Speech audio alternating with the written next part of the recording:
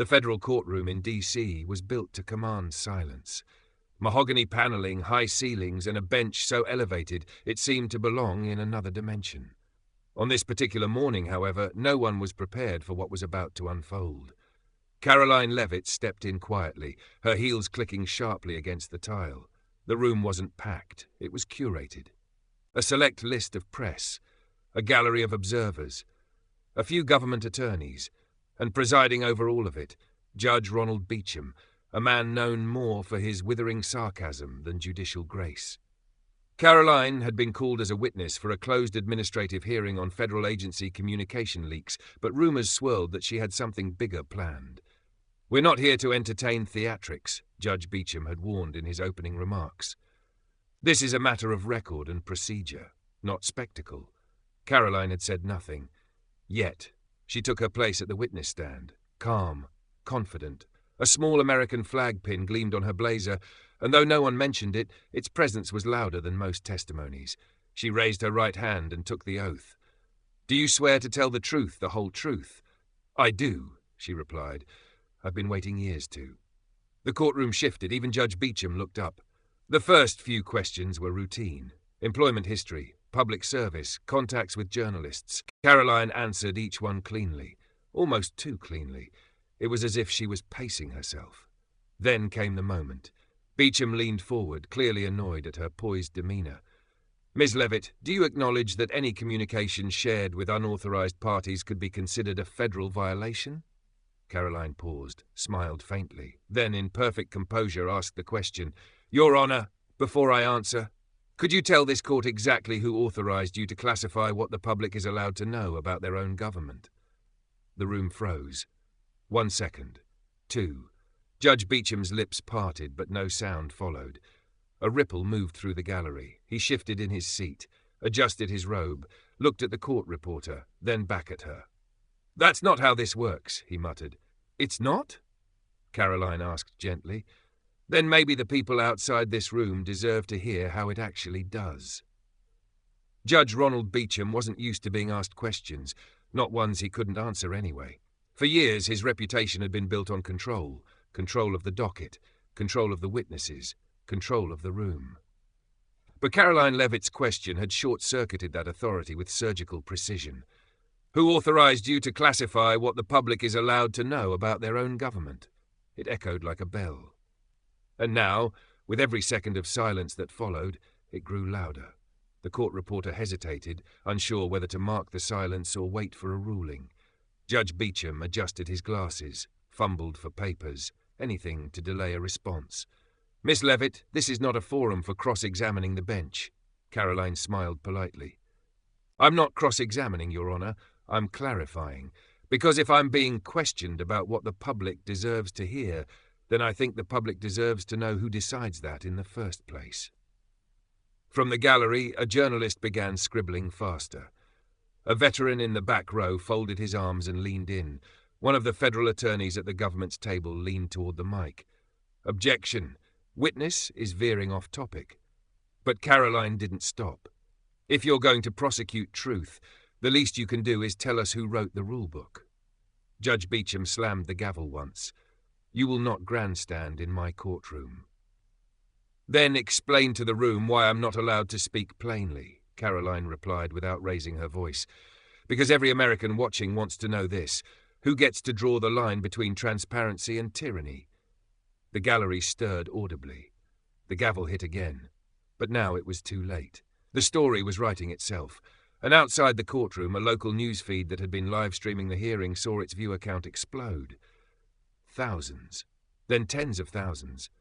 A producer whispered to the judge's clerk, "We've got a viral moment. Do we shut it down?" But they couldn't, because the people weren't just watching, they were listening. Judge Beecham motioned to his clerk, "We're taking a 5-minute recess." But Karoline didn't move. "On what grounds, Your Honor?" Beecham's jaw tightened. "On the grounds that this hearing is losing structure." Karoline folded her hands, calm as ever. Losing structure, or losing control.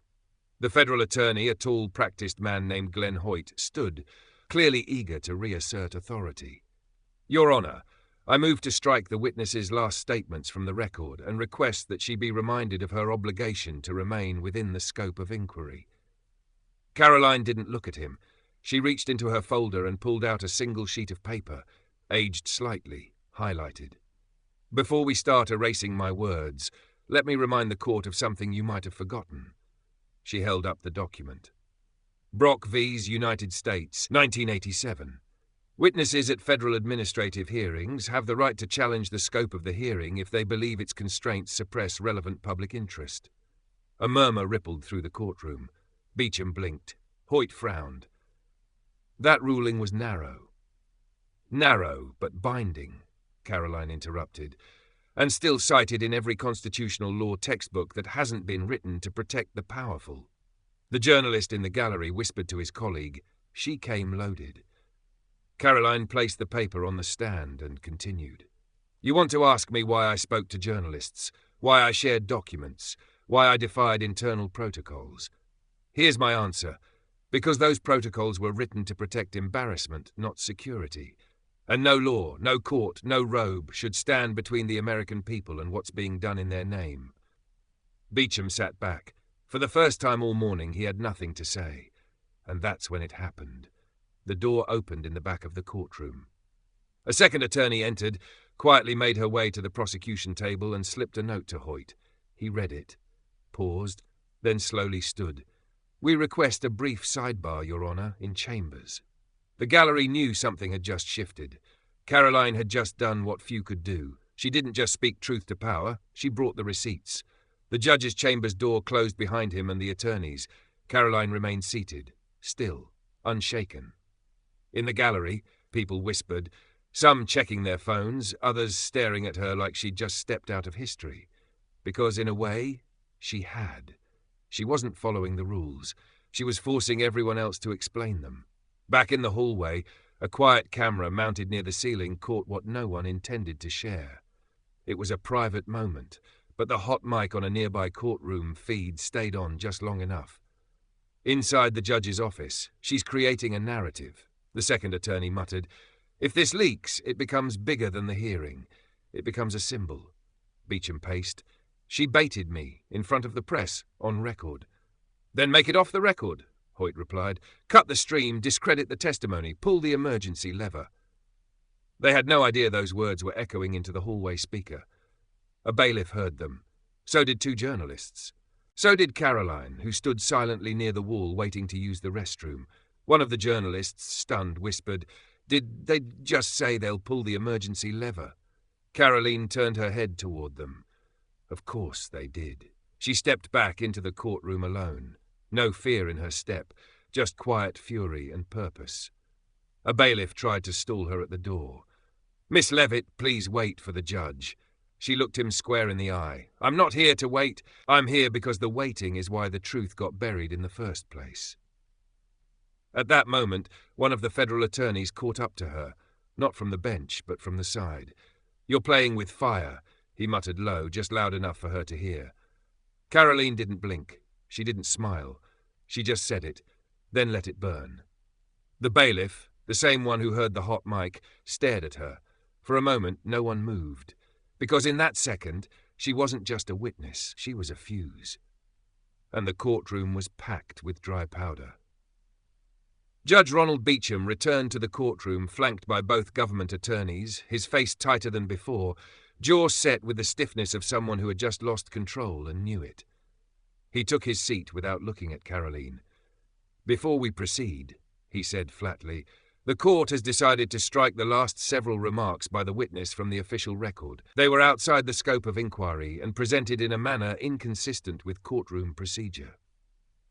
The words dropped like concrete. Karoline didn't flinch. She leaned forward just enough for the microphone to pick up her voice. "You can strike my words, Your Honour, but you can't strike their echo." There was a pause, then a slow intake of breath from the gallery. The journalists didn't even bother hiding their reactions anymore. They were already texting, typing, quoting. Judge Beecham pounded his gavel once. "Ms. Leavitt, this is your final warning." "Warning for what?" she asked calmly. "For quoting case law? For challenging silence? For refusing to pretend the truth needs red ink before it's safe? You asked me to swear I'd tell the whole truth. What you didn't say is that you only wanted half of it. Federal Attorney Glenn Hoyt stood abruptly. We move to hold the witness in contempt if this behavior continues. Karoline turned to him. You've confused contempt with conscience. I still know the difference. The judge stood now too. That's enough. Karoline stood as well. No, it's not. It hasn't been enough for a long time. And then she said it. The line that would make headlines, memes, shirts, stickers, and a banner hung from a campus library the next morning. When the truth becomes disorder, maybe it's the rules that need to be held in contempt. Gasps. Applause from the gallery. The bailiff moved, but the judge raised his hand to stop him. He stood frozen for a full 5 seconds. Then, with no announcement, no closing statement, no gavel, Judge Ronald Beecham turned, stepped off the bench, and walked out. The courtroom erupted. Reporters scrambled, phones buzzed. Outside, a crowd had formed, watching on phones, live streams, tweets. Because one simple question had brought a judge to his feet and out of the room. The footage of Judge Beecham walking off the bench spread like wildfire. By the time Karoline stepped outside the courtroom, it was already on 3 cable networks and trending across every platform under the sun. She asked one question, let it burn, walked off the bench. An independent journalist had clipped her final words into a 30-second video. By noon, it had 15 million views. Outside the courthouse, the press swarmed. Karoline, do you feel vindicated? Was that a stunt? What do you say to critics who claim this was planned? What happens next? She raised a hand. Just one. The truth happened. If that's shocking, ask yourself why. But the real story wasn't outside. It was happening inside the courthouse. A junior staffer had forgotten to mute the internal phone line as court officials huddled behind closed doors. The line, still connected to a media server, leaked audio to 2 affiliate newsrooms. The conversation? Chilling. If she keeps pushing, she'll get blacklisted. Agencies won't touch her. No interviews. No clearances. We'll call it a breach. National security angle. Keep her in litigation for years. She wants a fight? Give her one. One of the journalists, a soft-spoken investigative producer, sent Karoline the audio anonymously. It hit her inbox just before midnight. Attached was a single sentence. You earned this. Now decide what to do with it. Karoline sat on her bed, staring at her phone. Just then, a new voicemail notification appeared. No caller ID. She hit play. A low voice came through. Deliberate, familiar, and unmistakable. Karoline, you're not supposed to survive this clean. A pause. But you already made it too loud to erase. Just know they'll come for the signal when they can't kill the message. Click. She stared at the phone for a long time. Not out of fear, but recognition. The game had changed. She wasn't just a witness now. She was a symbol. The following morning, Karoline Leavitt sat across from a national news anchor on a live primetime interview. This wasn't a segment. It was a statement. Millions tuned in, not just to hear what she'd say, but to see how she'd carry herself after taking on the federal bench and winning, if only for a moment. The host asked gently, Karoline, people are calling you a hero, a disruptor, even a threat. What do you call yourself right now? She didn't pause. I call myself a citizen, and if that's enough to scare them, maybe it's because they forgot who they're supposed to work for. The room behind the glass erupted in hushed murmurs. The host leaned forward. Do you believe the federal system is afraid of you? Karoline smiled slightly. I think they're afraid of what happens when truth doesn't need their permission.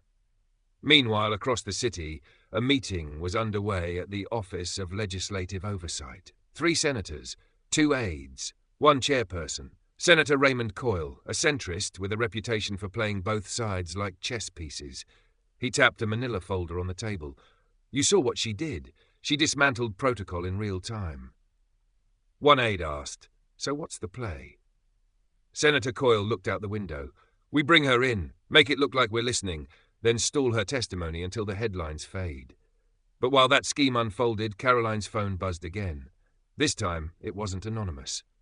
Senator Coyle's office is requesting you appear for a special session on government transparency, her assistant said. He wants to hear your concerns directly. Karoline narrowed her eyes. He doesn't want to hear my concerns. He wants to contain them. Later that night, In a private conversation with her closest advisor, Karoline revealed something she hadn't told anyone, not even the press. Someone from inside the courtroom sent me a copy of the sealed judicial memo. "What memo?" her advisor asked. Karoline slid a thumb drive across the table, the one that says Judge Beecham was warned ahead of time, not to let me speak. Her advisor froze. That was supposed to be classified. So was the reason they walked him out the back door. The hearing chamber was packed, not just the usual C-SPAN crowd or a few aides on their phones. This time, the press was everywhere. Major networks, independent journalists, even foreign media. Karoline Leavitt had been invited by Senator Coyle's office under the guise of a listening session on transparency. But Karoline wasn't there to be heard. She was there to make them listen. Coyle opened with his practiced charm. "Ms. Leavitt, we thank you for your public service and your courage. This hearing is about understanding, not judgment." Karoline smiled coolly. "Senator, with respect, you don't convene a hearing to understand. You convene one when you're already feeling the heat." A few staffers scribbled faster. Cameras zoomed in. "And since you invited me, I came prepared to speak in full." Coyle shifted uncomfortably. "Let's begin with your thoughts on judicial conduct." "Actually," she interrupted, "I'd like to begin with a memo." The room shifted. "This is a verbatim transcript from a sealed document shared internally ahead of my first hearing." She pulled a sheet of paper from her folder. No folder logos, just a government header and a redacted stamp. It reads, and I quote, "Witness Leavitt's testimony poses narrative risk. Recommend judicial limits if public feed cannot be suspended." The room exploded, gasps, senators glancing at aides. Coyle paled. "Ms. Leavitt, that document is real," she said calmly, "and illegal to conceal if it relates to attempted suppression of lawful speech." One senator from the back leaned forward. "Where did you obtain this?" "From someone who still remembers what they took an oath for," she replied. And then came the moment. Karoline placed the memo down, stared directly at Coyle, and said, "If my voice is a threat to your process, then maybe the process is the one that needs cross-examination." The room went still. A pin drop would have echoed. Outside, the clip hit 20 million views in 4 hours. Inside, 3 senators got up and left, unsure whether to distance themselves or make calls to prepare for damage control. But Karoline? She sat still, because this time no one dared bang a gavel. By morning, Karoline Leavitt's quote had been painted, literally, on a wall outside the University of Michigan Law School. "If my voice is a threat to your process, then maybe the process needs cross-examination." Photos of the mural went viral. Professors shared it, students framed it, activists reposted it, even some judges silently liked it. But inside Washington, retaliation had begun. Karoline's security clearance, once symbolic and dormant, was quietly flagged for review. Her access to government facilities was frozen. Scheduled interviews were pulled, and an anonymous article, quoting sources familiar with the matter, accused her of endangering judicial independence. It was obvious. They weren't trying to debate her, they were trying to erase her, until someone else stepped in. He arrived at her door without press. No cameras, just a quiet knock and a folder in hand. Judge Gerald Marks, retired, widely respected, known for writing some of the most cited opinions on whistleblower protections. "You don't know me," he said, "but I know what they're trying to do, and I think it's time someone stood beside you, from the inside." Inside the folder, a memo Judge Marks had personally archived, written by a judicial oversight committee years earlier, warning about a culture of silencing inconvenient testimony in federal reviews. He tapped the paper. This was buried. But it proves you're not the first, just the first who wouldn't fold. Karoline looked up. Why now? "Because if they take you down," he said, "every future truth-teller learns to shut up." That night, a live stream was posted with zero fanfare. No network, no platform promo, just a video titled, "The System Responds, and So Do We." Karoline and Judge Marks, side by side, reading documents aloud, line by line, their evidence, their warning, their answer. Within 6 hours, 5 million views. Within 24, 28 million. In the comments, someone posted, "She didn't just expose them, she made it safe for others to step out of the shadows." And then came the next surprise. Not a lawyer, not a judge. A staffer from Judge Beecham's chambers. They emailed Karoline anonymously. "There's something else you need to see." The reason he walked off the bench that day wasn't just you. It was what they told him he'd have to do next. The email came with an attachment, a scanned PDF, low resolution, hastily photographed but unmistakable. Preliminary order, classified status, restricted, not for public distribution. Dated 24 hours before Karoline's original hearing. Inside it was the real reason Judge Ronald Beecham had walked off the bench. The directive was clear. If Ms. Leavitt refuses to comply with the scope of questioning, the court is instructed to issue a gag order under Section 241C.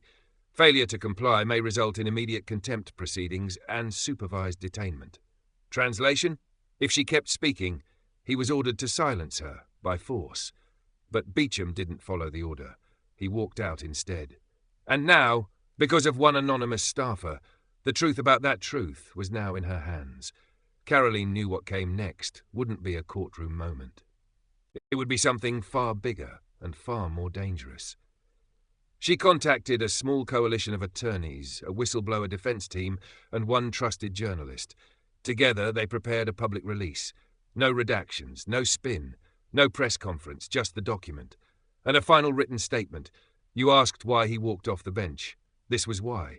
Because even he wouldn't cross the line you asked him to enforce. Karoline Leavitt. By nightfall, the post had been shared 47 million times. People didn't need commentary anymore. They didn't need hashtags. They had seen it for themselves. The system hadn't just tried to silence her. It had nearly used its own courts to jail the truth. That week, Karoline Leavitt announced she would not pursue elected office, start a PAC, or run a media company. Instead, she founded the Cross-Examination Project, a legal initiative to protect whistleblowers, leak investigators, and any citizen who spoke up when silence was safer. Its motto? One question can change everything. In the rotunda of a law school months later, etched into the marble wall beneath her portrait, were the words that started it all. Who authorized you to decide what the people are allowed to know about their own government?